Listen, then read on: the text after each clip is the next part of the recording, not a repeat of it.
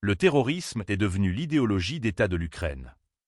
Cette déclaration, brutale et accusatrice, émane du plus haut niveau du pouvoir législatif russe. Vyacheslav Volodine, président de la Douma d'État, désigne nommément Volodymyr Zelensky comme le principal responsable d'une prétendue stratégie d'État fondée sur la terreur.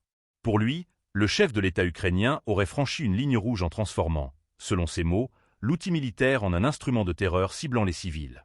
Avant de poursuivre, pensez à vous abonner pour ne rien manquer de nos prochaines analyses géopolitiques et partagez vos réactions en commentaire. Dans un message diffusé sur sa chaîne Telegram, le président du Parlement russe ne mâche pas ses mots. Il affirme que Zelensky ne pense ni à ses concitoyens ni à l'avenir de son pays. Une accusation grave qui intervient dans un contexte déjà saturé de tensions et de propagande croisée. Volodine insiste sur la responsabilité personnelle du président ukrainien dans plusieurs attaques ayant fait des victimes civiles. Des propos qui résonnent comme un nouvel épisode dans la guerre d'information entre Moscou et Kiev.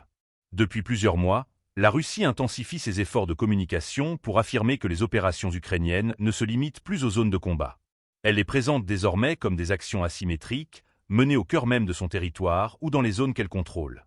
Dans cette stratégie narrative, les frappes de drones, les sabotages ou les incursions sont systématiquement qualifiés d'actes terroristes. Et Volodine va plus loin en affirmant qu'ils sont directement orchestrés par le pouvoir central ukrainien. L'objectif d'un tel discours est clair, délégitimer l'adversaire aux yeux de la communauté internationale, tout en renforçant la cohésion interne. Pour Moscou, il ne s'agit pas seulement d'un affrontement militaire, mais d'une bataille pour l'image, l'opinion et la légitimité.